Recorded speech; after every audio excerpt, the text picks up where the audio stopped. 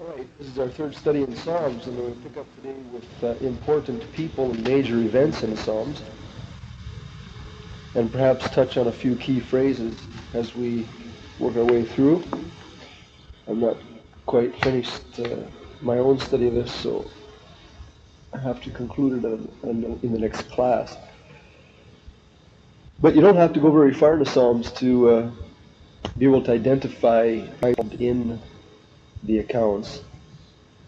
And I'd like to make observations on just the first dozen or so Psalms, just to bring them out, and I'm sure that we'll be able to add a few to the list as we work our way through the later Psalms, but this will give us an idea.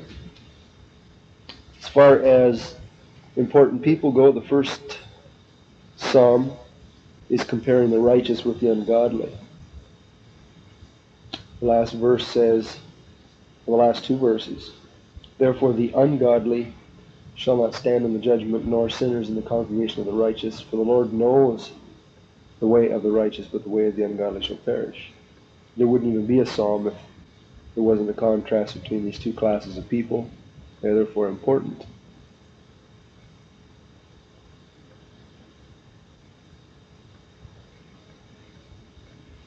And we see the same thing in the 11th Psalm as well. "In the Lord put I my trust. How say ye to my soul, flee as a bird to your mountain? For lo, the wicked bend their bow. If the foundations be destroyed, what can the righteous do?" Verse 5, "The Lord tests the righteous, but the wicked and him who loves violence his soul hateth." The righteous Lord loves righteousness, verse 7. "His countenance doth behold the upright." I know there are other psalms that draw this contrast between the righteous and the ungodly. In fact, there's dozens of them. Usually, however, they're put in more strong language as more or less the contrast between believers versus God's enemies. And we'll look at that in a moment. The second psalm introduces us to nations and peoples and kings of the earth and rulers, on the one hand, who have gathered themselves against Jehovah and his anointed Son. This has got to be in fact it is, it's one of the most important psalms of all. It's one of the major scriptures in the Old Testament for the divine decree and the father-son relationship. It explains you have to take this psalm into account when you're describing the sonship of Christ. It helps you define it. So it's a major reference.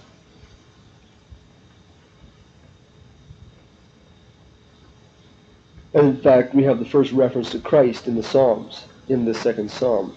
Verse 2, it says, it defines him as the anointed, against the Lord's anointed. In verse 7, "I will declare the decree, the Lord has said unto me, thou art my son." So we have Jehovah's Son and Jehovah's anointed. It's one and the same person.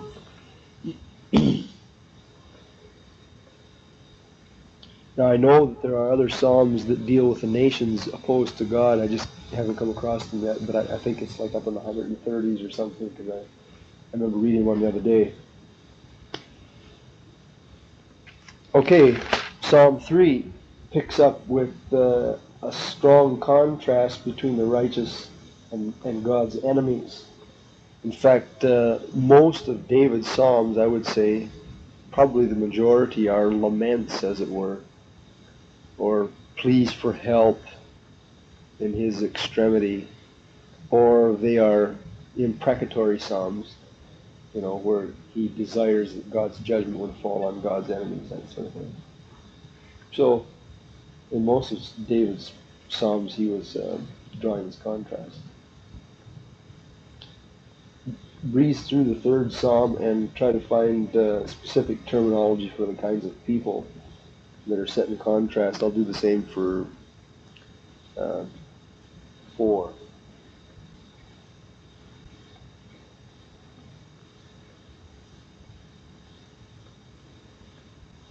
Just go ahead and say it when you find them.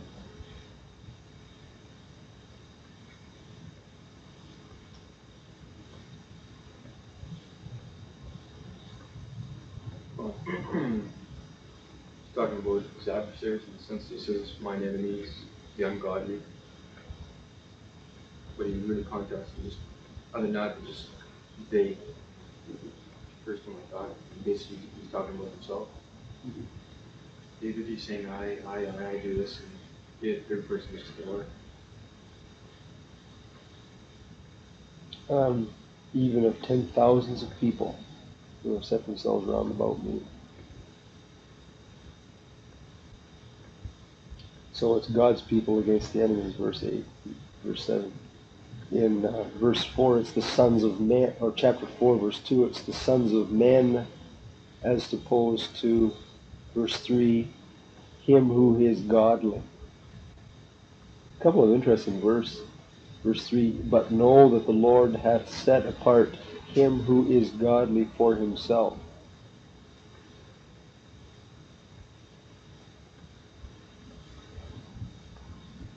Many that say, as opposed to those that lay down in peace. Same thing in the 5th, 6th, and 7th Psalms. Have the same contrast between the righteous and God's enemies.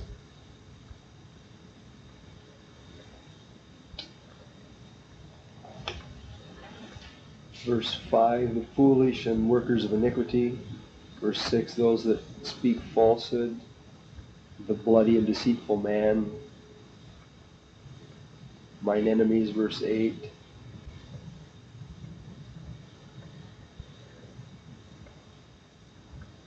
And as opposed to verse 11, let all those who put their trust in thee rejoice. Okay?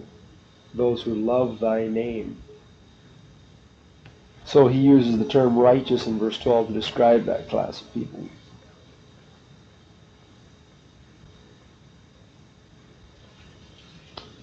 Chapter 6, verse 7, mine eye is consumed because of grief, it grows old because of all mine enemies. Verse 8, the workers of iniquity. All right?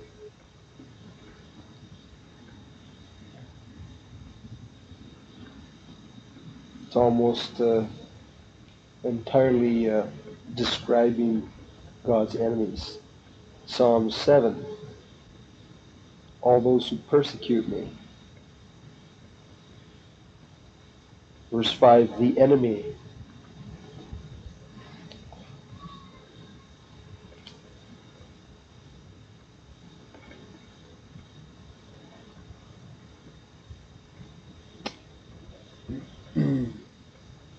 Verse 9, the wicked. Let the wickedness of the wicked come to an end, but establish the just.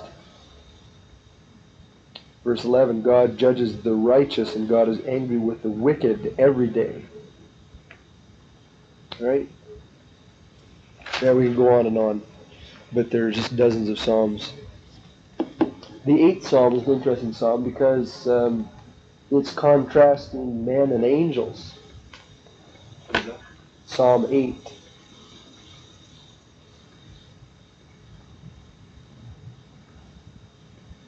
Verse 4 and 5. This is quoted in the book of Hebrews. What is man that you are mindful of him, and the Son of Man that thou visitest him?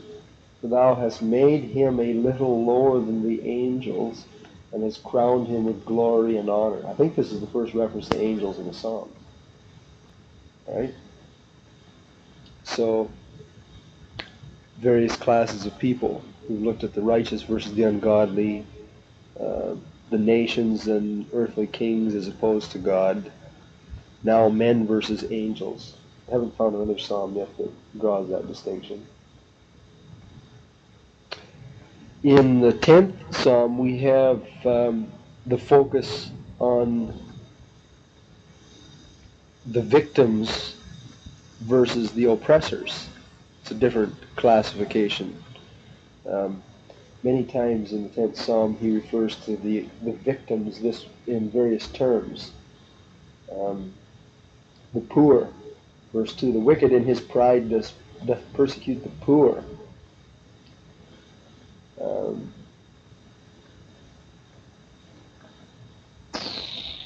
verse 8, he sits in the lurking places of the village, in the secret places does he murder the innocent.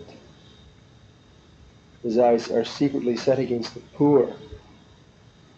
The middle of the next verse, he doth catch the poor when he draweth them into his net. He crouches and humbles himself that the poor may fall by his strong ones. Verse 14, the poor committed himself to thee. Thou art the helper of the fatherless. There's a good one. The fatherless.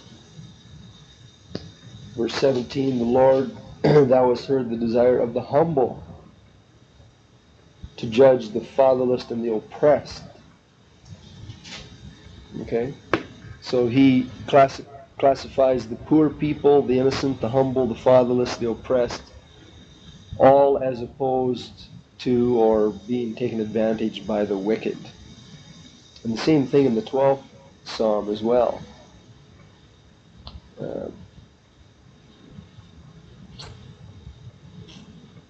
Verse 5, for the oppression of the poor and the sighing of the needy, thou shalt keep them, O Lord. The wicked walk on every side when the vilest men are exalted. So it's not quite so strong a comparison, but it's there. The 14th Psalm is, I think, almost identical to Psalm 53, if I got it right. Yeah. Psalm 14 and Psalm 53 are comparing the unbelieving agnostics and atheists as opposed to God. The fool hath said in his heart, there is no God. And if you read through that, he's talking about people that deny God's existence, disbelieve in him as opposed to him. So it's really the contrast between a real God and his deniers. God looks down from heaven, verse 2, to see if there were any that did understand and seek him.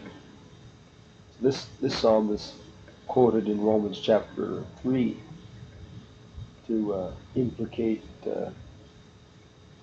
peoples of past times.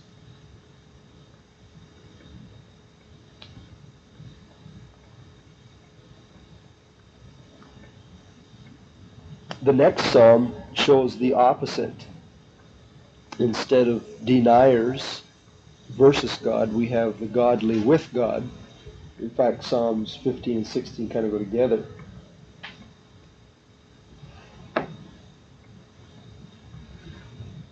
The person that abides with God in his tabernacle, verse 1, he's described. He's a person that walks upright, speaks truth, doesn't backbite, hates the hateful, honors the true believers, even willing to swear to his own hurt.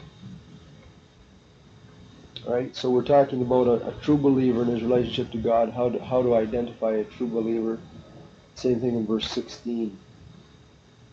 The saints who are in the earth, they're God's delight. Verse 5, the Lord is the portion of mine inheritance. Set the Lord always before me, He's at my right hand. And by the way, this is the second, it's probably not the second, but it's one of the next clear references to Christ in the book of Psalms. Psalm 16:10 is taken by Peter and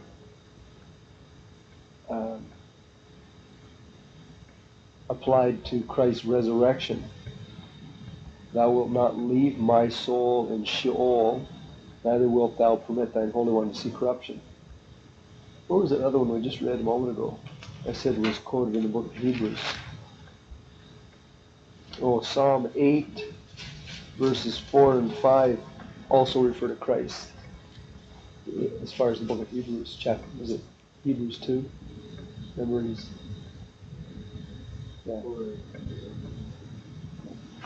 So, Psalm 16:10 and Psalm 8, 4 and 5 and 6. That's also a reference to Christ.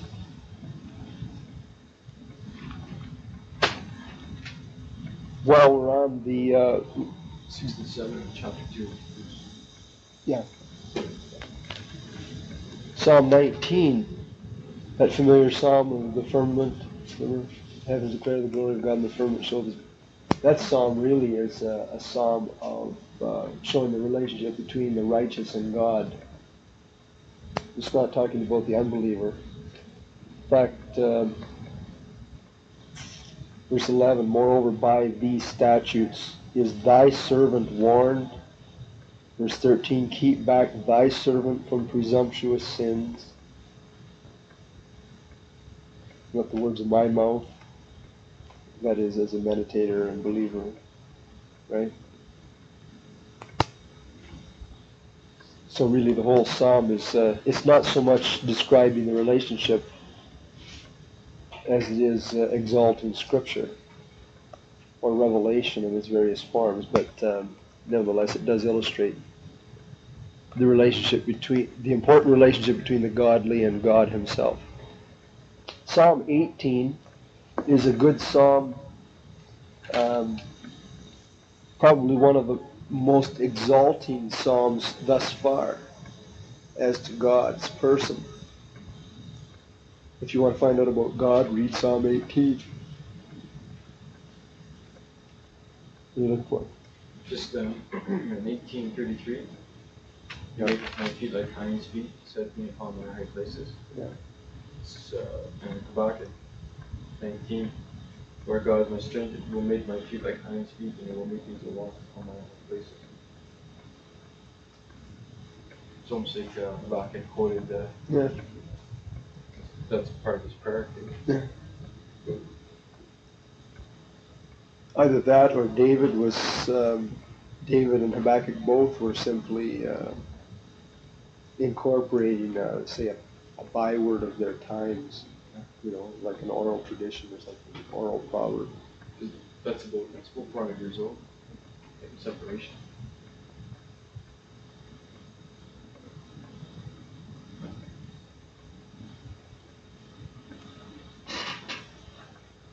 Well, Psalm 18 also presents this the godly versus God's enemies contrast, which we've seen in most of the other Psalms of David. But at the same time, it really exalts God. Not that the other ones don't, but the Lord is my strength, verse 1. He's my rock, verse 2. My fortress and my deliverer, my strength and my shield, the horn of my salvation and my high tower. So that's adoration of God. Refers to His temple in verse 6. His great power is exalted, starting in verse 7, the shaking of the hills and moving the foundations of the earth, and smoke of His nostrils. His omnipotence, the thundering in the heavens, verse 13. The highest gave His voice. The blast of the breath of thy nostrils, verse 15.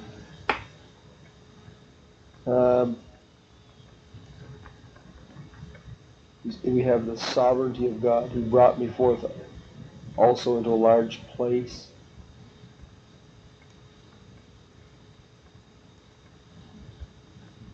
Verse 30, as for God, His way is perfect. The word of the Lord is proved. These are all, you could make a list of attributes of God from Psalm 18 that would probably be almost exhaustive. You know what I mean? Verse 32, verse 31, who is our God save the Lord? In other words, He's unique.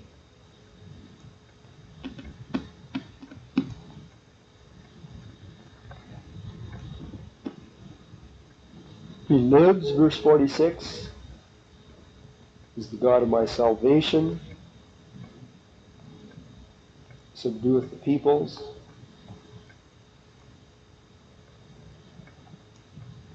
By the way, the last verse of Psalm 18 makes a historical reference to David. I don't know if this is the first time in the Psalms. I think it is. David is actually mentioned in one of the Psalms that isn't part of a subscription or superscription. Where's that? Psalm 18:50.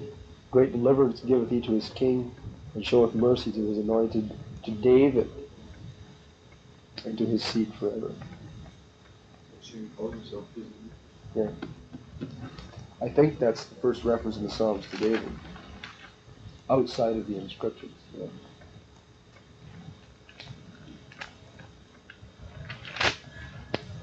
So that is a start, and we'll continue on with this next class because I'd like to go through further, make a more exhaustive classification. But this is a start for showing us the kinds of people that are mentioned in the Psalms. I'd like to touch briefly too on major events this morning, just to go back over some of these early Psalms. What do you think the first major historical event or prophesied event is you come across in the Psalms? You ever thought about it?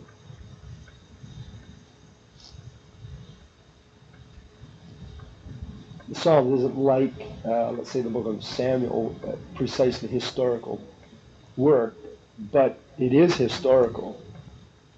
It's also prophetic. So looking at major events, you either have prophesied events or you have historical events. What's the first event of either category in the Psalms that you read? Like an important major event. Take a guess. Oh, I see. Prophetic. Okay. Judgment. The judgment.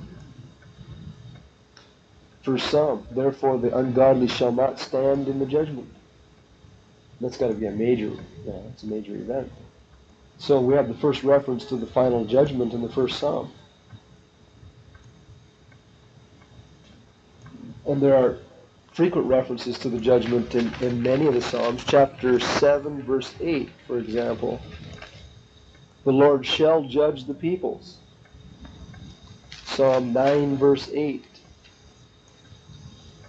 The Lord shall endure forever. He has prepared his throne for judgment, and he shall judge the world in righteousness.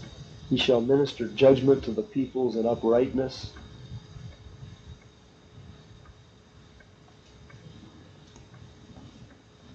I've probably skipped over a few, but final judgment, major theme. We come to the second Psalm, and we have probably one of the earliest events in the plan and the program of God referred to. This is historical.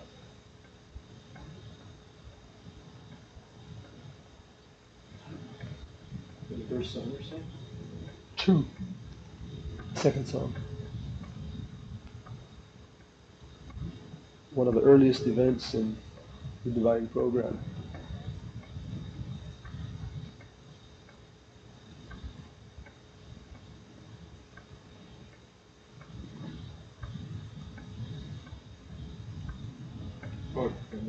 The divine decree. I will declare the decree. Actually, yet have I set my king upon the holy hill in Zion. This is I guess, an illustration of in what we talk about in theology, the difference between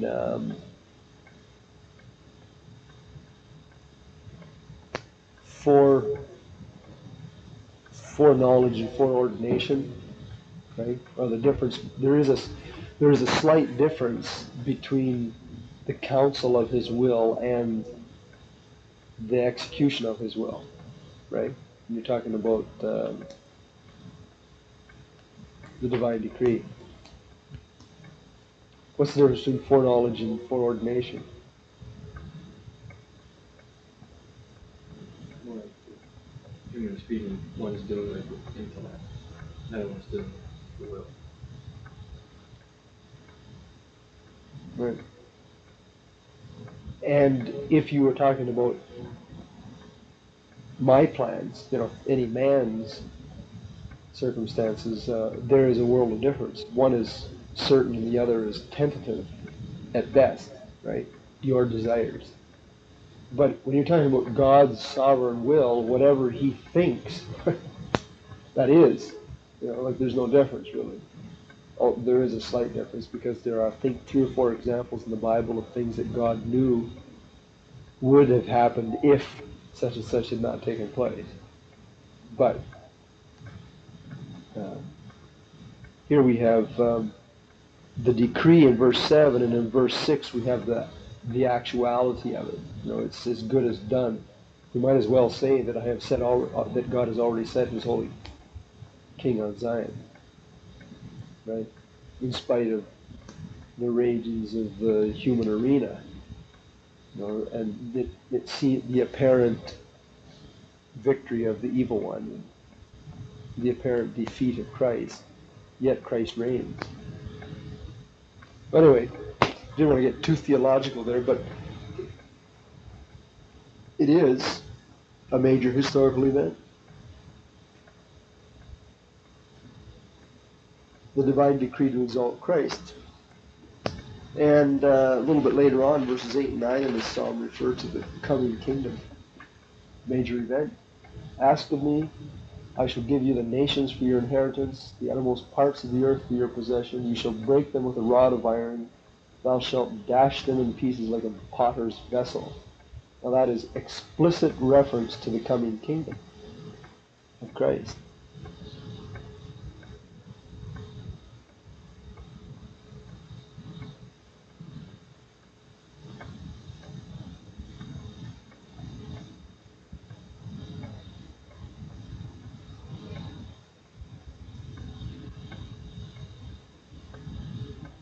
All right, another major event that Psalm 8 refers to. I didn't see a whole lot of specific historical events in between here. They're inferred. But to actually refer to them, the 8th Psalm refers to creation.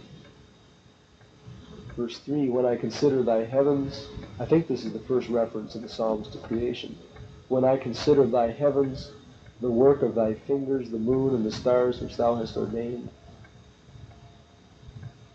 Verse 6, thou made him to have dominion over the works of thy hands. Sheep, oxen, beasts, fowl, fish, etc.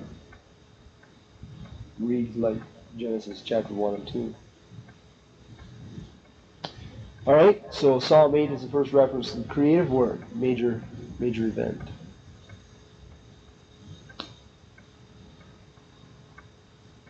Now I know, although I haven't got there actually in my own study, that some of the later Psalms give major surveys of, and outline specific events in the history of the nation Israel. 136. Yeah. Psalms 104 through 106, for example, Schofield points this out, begin with the creation, end with the captivity.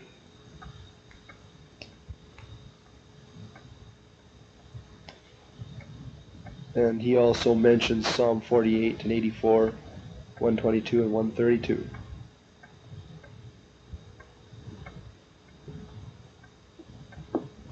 Okay, let's leave major events and talk about a couple of key phrases. I've been noticing this and again, this is a little piecemeal this morning, I realized, but some of the key phrases in the Psalms I've been noticing.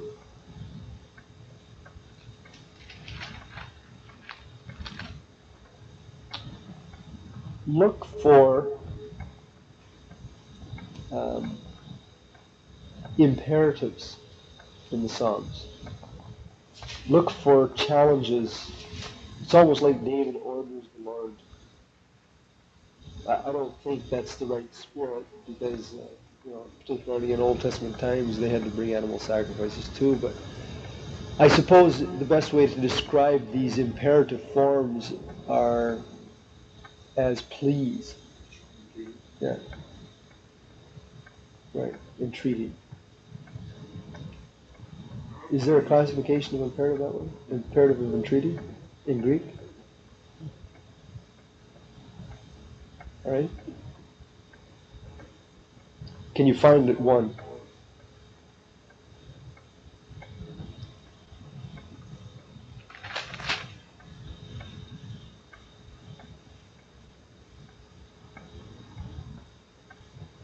where you have a direct entreaty of the Lord.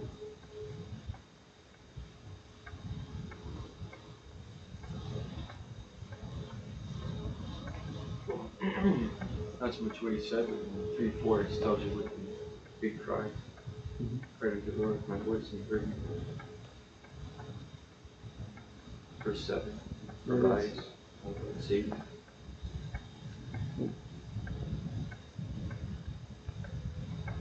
Keep going.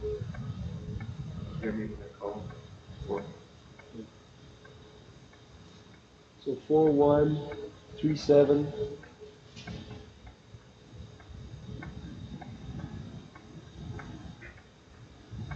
Five one. Give ear to my words, O Lord. Hearken unto the voice of my cry, my King. Notice that he generally attaches a reference, like a title, to his entreaty, right? That's interesting because we find a couple of these repeated. 5:8. Yep. 10. Destroy thou them, God.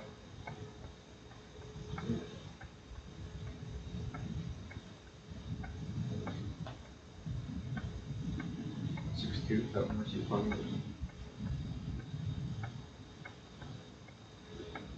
4. 6:1. Eternal love.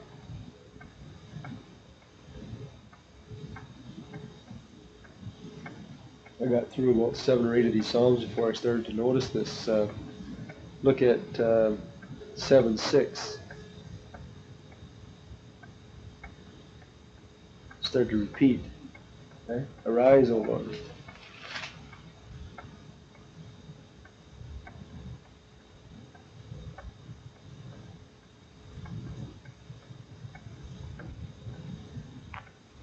Nine 13. Have mercy upon me, O Lord.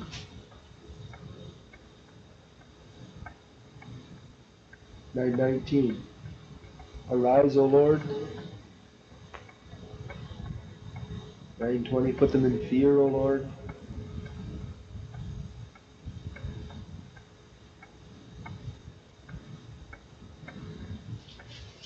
10:12. Arise, O Lord.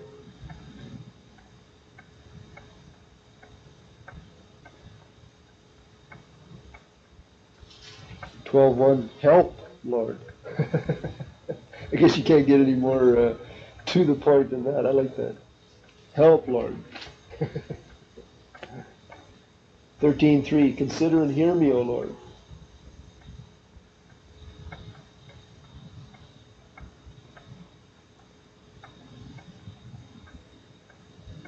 16:1. Preserve me, O God.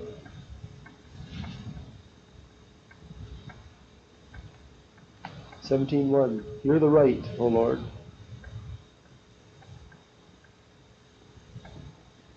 17:13. Arise, O Lord. I think that's as far as I got.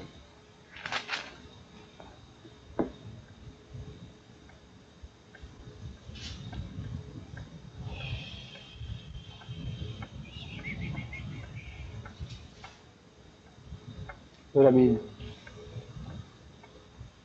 even that simple little observation is instructive, isn't it? David was very, very, very specific in his prayer life, and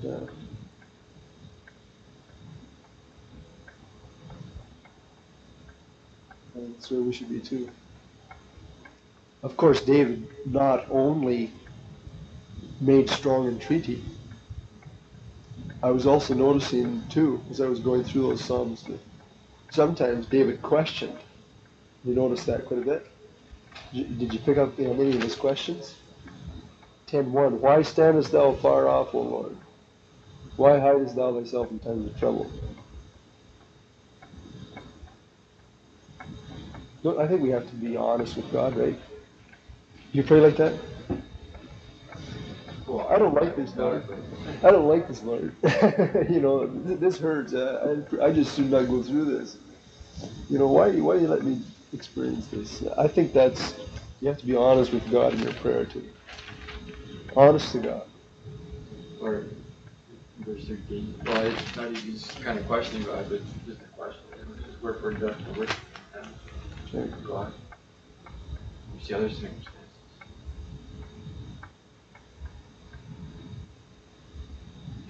Yeah, there's another song that I noticed here. How long will, chapter 4, how long will you turn my glory to shame? How long will you love vanity?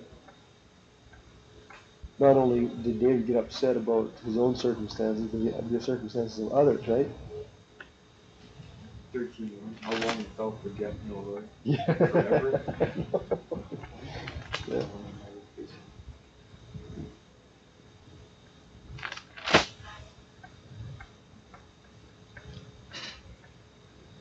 15:1. Who shall abide in your tabernacle? Who shall dwell in your holy hill?